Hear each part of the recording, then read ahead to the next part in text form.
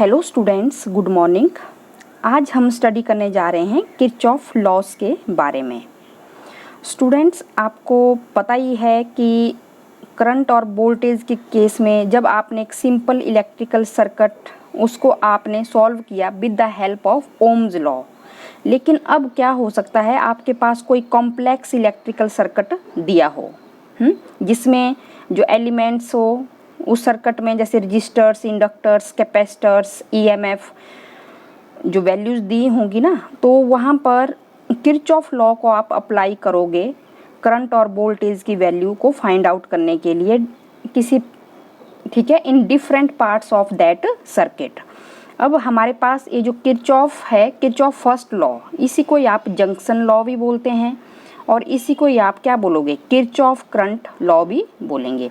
तो देखो first law क्या बोल रहा है, it states that the sum of all currents entering any point junction must be equal to the sum of all currents leaving that point. ये आपका first law बोल रहा है कि अगर कोई जंक्शन पॉइंट है, कोई एक पॉइंट है, ठीक है, जितना करंट एंटर करेगा जंक्शन पर उतना ही करंट एग्जिट भी करेगा जंक्शन से। इसको आप ऐसे भी लिख सकते हैं, the algebraic sum of all the current meeting at a point in a closed electrical circuit is 0। ये भी आप इसकी डेफिनेशन लिख सकते हो। अब यहाँ पर हमने एक पॉइंट लेना है और आपने डायग्राम देखना है। जैसे ये हमारे पास एक इलेक्ट्रिकल सर्किट है, जैसे मैं यहाँ पर बना रही हूँ, आपके पास ये जो डायग्राम है,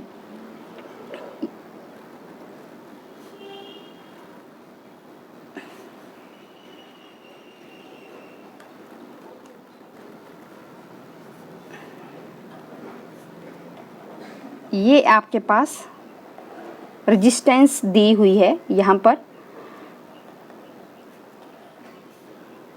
कुछ जो करंट होगा वो एंटर करेगा और कुछ क्या करेगा, यहाँ से लीव करेगा जंक्शन से। ये है ओ पॉइंट जहाँ पर ये सारी करंट की वैल्यू यहाँ पर मिल रही है, मतलब यहाँ पर ये जंक्शन में एंटर कर रही हैं, कुछ एग्जिट करेंगी, कुछ एंटर करेंगी। अगर मैं जैसे ये आपके पास में I1 करंट, ये I1 करंट एंटर कर रहा है और मान लो ये I2 करंट यहाँ से एग्जिट कर रहा है इस जंक्शन से। ये जो मैं एरो है मैं बाहर की तरफ लगा रही हूँ। यहाँ पर I3 करंट एंटर करेगा और I4 करंट क्या होगा, बाहर की तरफ जाएगा यहाँ से जंक्शन से, और I5 करंट भी आप ऐसे ले लो डायरेक्शन। आप और भी बना सकते हो, यहाँ पर जो भी रेजिस्टेंस आप ऐसे लगा सकते हो और करंट की वैल्यू आप अगर अंदर की तरफ है तो वो एंटर कर रहा है, अगर बाहर की तरफ है तो वो एग्जिट कर रहा है जंक्शन से। तो ये आपने एक डायग्राम यहाँ पर बताना है, ठीक है। ये जो I1 और I3 है, यहाँ पर I1 और I3, ठीक है, लिखेंगे आप, consider a point O in an electrical circuit. इसी O पॉइंट को ही हमने क्या बोला है, जंक्शन नाम दिया है। यहाँ पर जो I1 और I1 एंड I3 जो करंट है वो कर रहा है एंटर, एरो आपने देख रहे हैं अंदर की तरफ है, एंटरिंग द पॉइंट O, ठीक है। और वैसे ही I2, I4 और I5 ये क्या कर रहा है, current leaving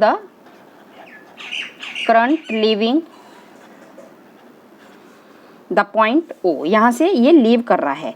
then according to first law क्या जो एंटर हो रहा है करंट I1 प्लस I3, इसकी वैल्यू इक्वल टू होगी जो करंट एग्जिट कर रहा है इस जंक्शन से। जो बाहर जा रहा है करंट वो आपके पास ये है I2 plus I4 plus I5। यहाँ पर आप देखेंगे डायरेक्शन मैं आपको बता रही हूँ, I1 और I3 की डायरेक्शन अंदर की तरफ है, तो ये एक तरफ ले रही हूँ मैं, और इक्वल टू जितना करंट एंटर कर रहा है जंक्शन में उतना ही करंट एग्जिट कर रहा है जंक्शन से। जितना करंट अंदर जा रहा है उतना ही करंट बाहर आ रहा है। जैसे 5 एम्पियर करंट एंटर कर रहा है तो 5 एम्पियर करंट ही एग्जिट कर रहा है। ये बात हो रही है कि टोटल करंट, जितना करंट अंदर जा रहा है जंक्शन में उतना ही करंट बाहर आ रहा है। तो आप ऐसे भी कर सकते हैं कि जो साइन कन्वेंशन है इस केस में, जो let current entering the point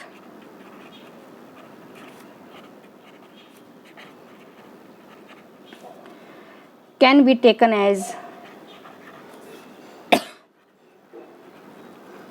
as positive, ये पॉजिटिव ले लेंगे, and current leaving the point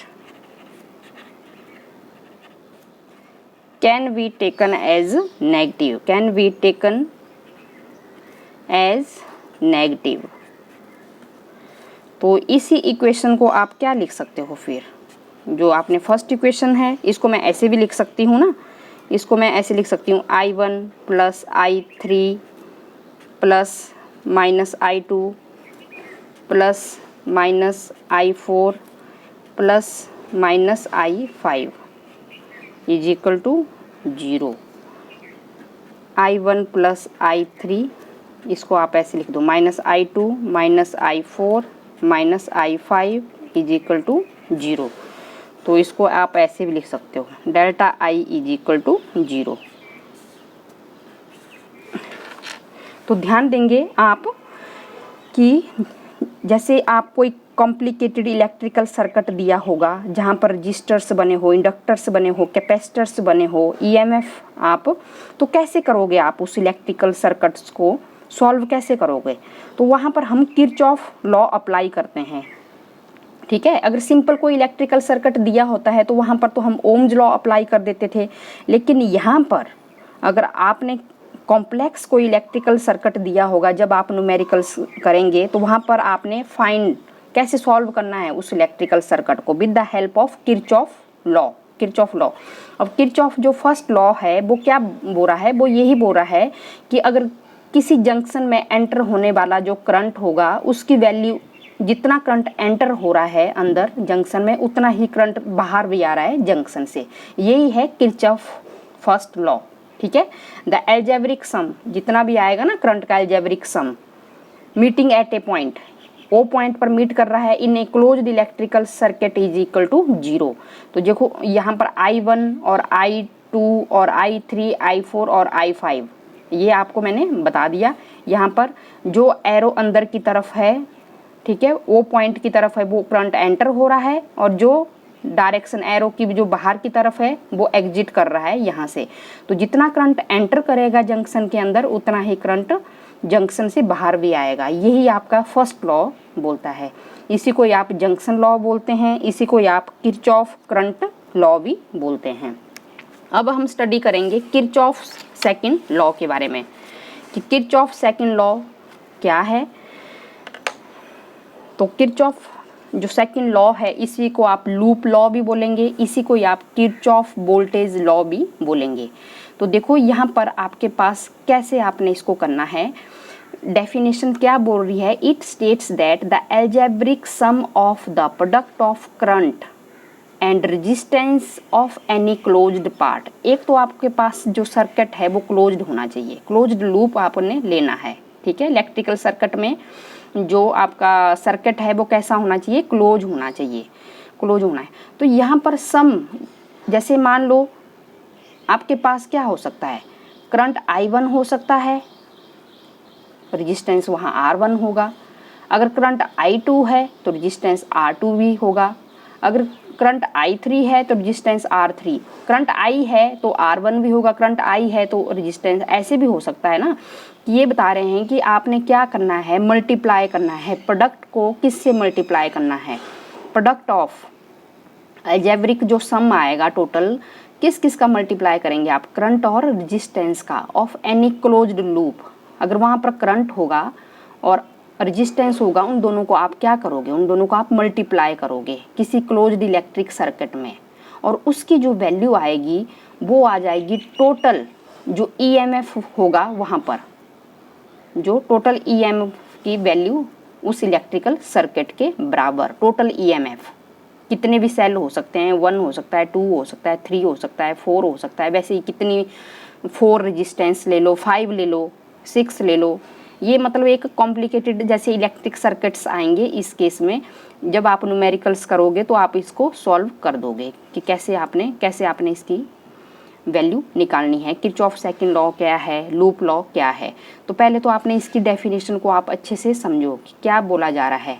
आपने क्या लेना है, जो करंट होगा किसी इलेक्ट्रिक सर्किट में उसको आपने रेजिस्टेंस के साथ क्या करना है, मल्टीप्लाई करना है।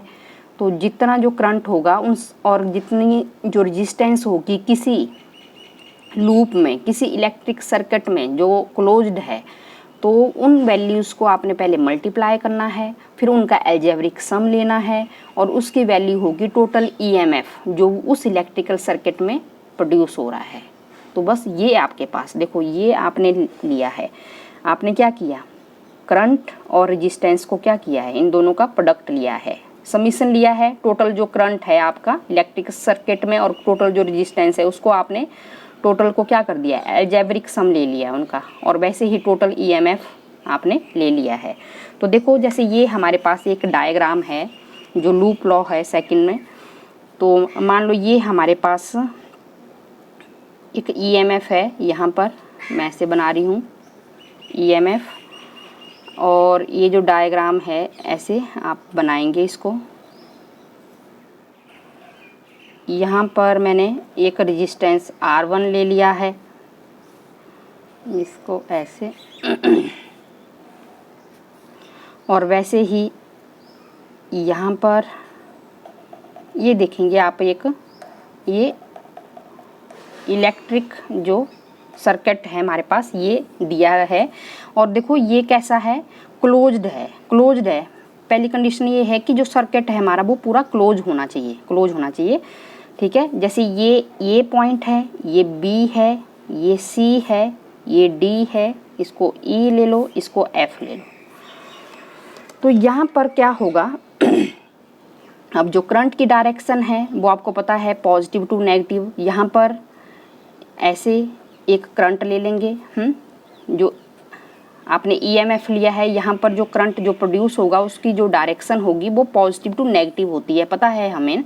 तो यहाँ पर क्या करेंगे, ये मान लो ये आपके पास R1 रेजिस्टेंस है, ये R2 रेजिस्टेंस है और ये R3 रेजिस्टेंस है यहाँ पर, ठीक है। जैसे ही ये करंट ऐसे पास होगा तो इस पॉइंट पर, C पॉइंट पर, यहाँ से करंट I1 एंटर होगा और इसी से इस पॉइंट की तरफ, इस डायरेक्शन में करंट I2 जाएगा, ठीक है। जैसे C पॉइंट पर, ठीक है, C पॉइंट पर मान लो जो करंट है वो कितना 10 एम्पियर आ रहा है। तो यहाँ से मान लो ये 5 एम्पियर चला गया और यहाँ से भी 5 एम्पियर, इस C पॉइंट से 6 एम्पियर तो 4 एम्पियर, 8 एम्पियर तो 2 एम्पियर, ऐसे ले सकते हैं। जस्ट ये तो जैसे समझाने के लिए एक एग्जांपल में दे रही हूँ।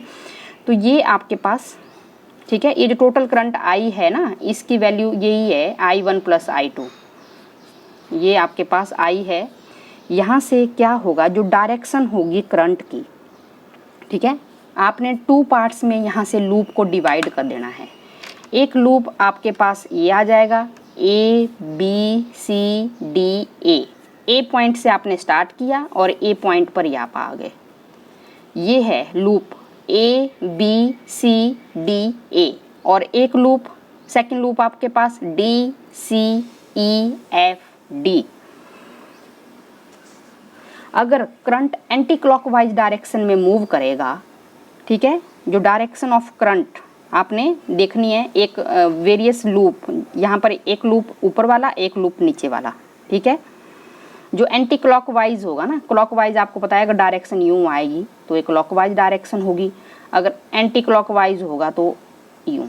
तो वो जो वैल्यू लेंगे आप करंट की वो क्या लेंगे, पॉजिटिव, अगर एंटी क्लॉकवाइज है। एंटी क्लॉकवाइज जैसे यहाँ मैं डायग्राम बता रही हूँ, तो ये आपके एक एंटी क्लॉकवाइज, मैं फर्स्ट लूप लूँगी ना, मैं A B C D A ये लूँगी मैं फर्स्ट लूप। तो यहाँ पर लूप लॉ को आपने अप्लाई करना है किसी क्लोज्ड, है ना, क्लोज्ड ही है ये, A से आपने स्टार्ट किया और A पर ही आप आ गए, दोबारा से यहाँ से आप चले और यहीं पर पहुँच गए।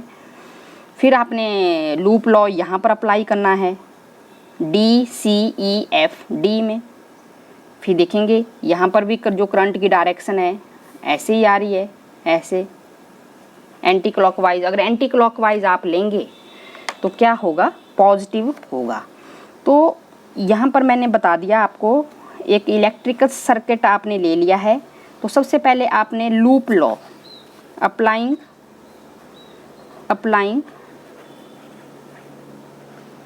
द लूप लॉ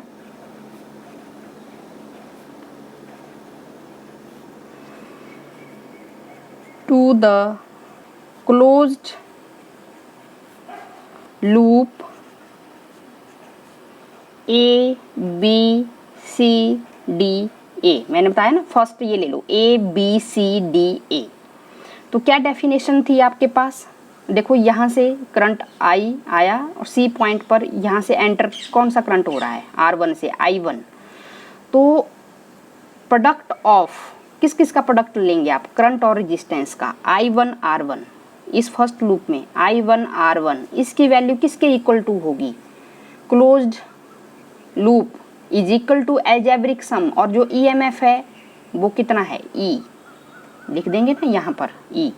देखो A से चले आप A B C D A, और जो आपके पास इसकी जो डेफिनेशन है वो यही है कि आपने करंट और रेजिस्टेंस को क्या करना है, आपने मल्टीप्लाई करना है। जो मल्टीप्लाई करके जो वैल्यू आएगी वो आ जाएगी टोटल EMF जो प्रोड्यूस हो रहा है उस सर्किट में। तो EMF की वैल्यू क्या है, E है। आपने इस लूप को देखा आपने A B C D A, और एंटी क्लॉकवाइज डायरेक्शन में करंट मूव कर रहा है तो क्या लेंगे, पॉजिटिव लेंगे। एंटी क्लॉकवाइज डायरेक्शन में जब भी करंट मूव करेगा तो पॉजिटिव लेंगे। फिर उसके बाद आपने क्या किया, वैसे ही applying loop law to the closed DCEFD। अब ये देखो DCEFD, D पॉइंट से आप स्टार्ट कर रहे हो, देखो DCEFD।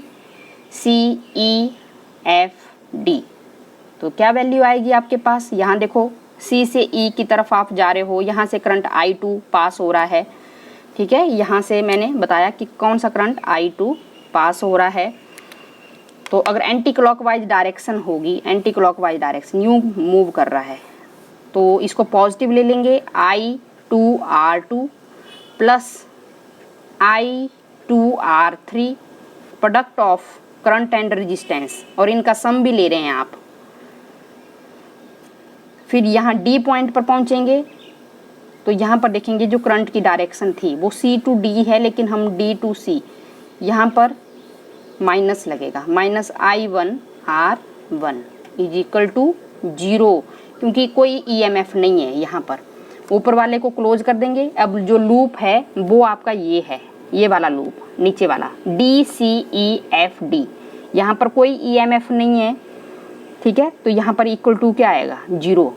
आप लूप सेकंड वाला लूप ले रहे हो DCEFD, तो इक्वल टू 0 के बराबर आएगा, as no EMF acting in this loop, acting in this loop.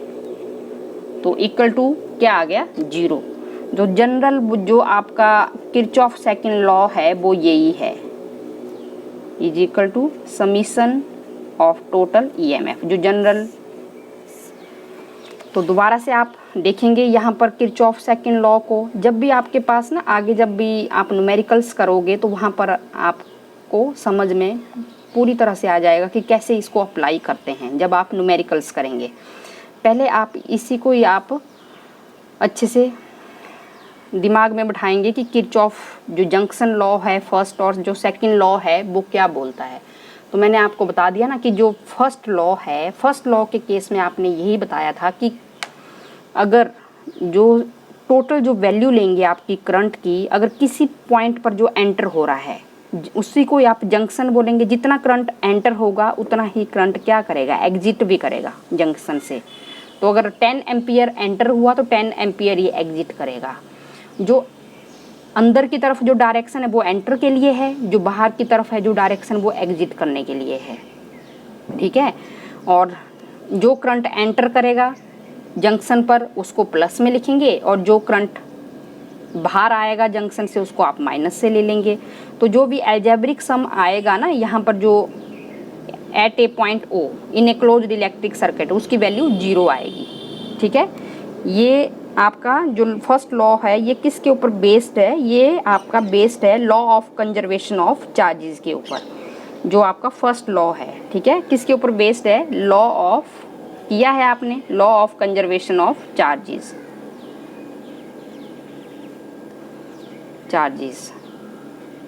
इसके ऊपर ये बेस्ड है। वैसे आपने किरचॉफ सेकंड लॉ लिया। किरचॉफ सेकंड लॉ में मैंने आपको बता दिया कि एक क्लोज्ड इलेक्ट्रिकल सर्किट होना चाहिए, और क्लोज्ड इलेक्ट्रिकल सर्किट में आपने सबसे पहले जो करंट होगा और रेजिस्टेंस होगा उन सभी को आपने क्या करना है? मल्टीप्लाई करना है, उन सब का आपने प्रोडक्ट लेना है। जितना भी करंट और रेजिस्टेंस होगा उन सब का आपने क्या लेना है? अलजेब्रिक सम लेना है। उसको अलजेब्रिक सम को आप ऐसे रिप्रेजेंट करोगे, total current I and total resistance R in this closed loop. उसकी जो वैल्यू आएगी वो आ जाएगी total algebraic sum EMF of the acting in that part of, कितना EMF वहाँ पर प्रोड्यूस हो रहा है उस सर्किट में, कितना करंट प्रोड्यूस हो रहा है with the help of EMF। आपको बैटरी का तो यूज करना ही पड़ेगा। अब देखो यहाँ पर मैंने ये आपके पास ये पॉजिटिव टर्मिनल है, ये नेगेटिव टर्मिनल है। अब जो करंट है वो आपको पता ही है पॉजिटिव टू नेगेटिव मूव करेगा। जैसे ही ये A पॉइंट लिया, ये B पॉइंट लिया, तो यहाँ C पॉइंट पर जो करंट है C से D की तरफ वो I1 जा रहा है और C से E की तरफ I2 जा रहा है। ठीक है, मान लो 10 एम्पियर करंट आ रहा है तो 5 एम्पियर इसमें से जा रहा है, 5 एम्पियर इसमें से जा रहा है। बस ऐसे भी समझ सकते हो। ठीक है, तो ये आपके पास पहले आपने इस वाले लूप को लेना है, लूप 1, और फिर आपने इस वाले लूप को लेना है, सेकंड लूप। अब सेकंड लूप को देखेंगे ना, ये फर्स्ट वाले लूप को रहने देंगे। जैसे आपने फर्स्ट लूप देखा आपने A B C D A, इसी को ही देखेंगे। तो कितना टोटल EMF यहाँ पर एक्ट हो रहा है? तो E है इस वाले लूप में, और कितना आएगा करंट और रेजिस्टेंस का वैल्यू? I1 R1। अगर एंटी क्लॉकवाइज डायरेक्शन में मूव कर रहा है करंट तो पॉजिटिव। वैसे ही आपने क्या करना है फिर सेकंड के केस में, इसको ऐसे सेकंड लूप देख लेंगे D C E F D, ऐसे ही। अब सेकंड लूप में तो मैंने कोई EMF यूज नहीं किया है, तो वैल्यू क्या आएगी? 0 आएगी। इस तरफ जो टोटल करंट की वैल्यू है वो वैसे ले लेंगे आप। एंटी क्लॉकवाइज डायरेक्शन में जो मूव कर रहा है करंट वो पॉजिटिव लेंगे, और जो क्लॉकवाइज डायरेक्शन यहाँ पर जो डायरेक्शन है यूं होती तो हमने पॉजिटिव लेना था, लेकिन डायरेक्शन यूं आ रही है तो ये नेगेटिव आ जाएगा। तो ये आपका किरचॉफ सेकंड लॉ, ये आपको समझ आ गया होगा, और इसको आप अच्छे से इसको स्टडी करेंगे तभी आप आगे जो न्यूमेरिकल्स हैं इनको, इनकी हेल्प से आप तभी आप क्या करोगे? न्यूमेरिकल्स सॉल्व कर पाओगे।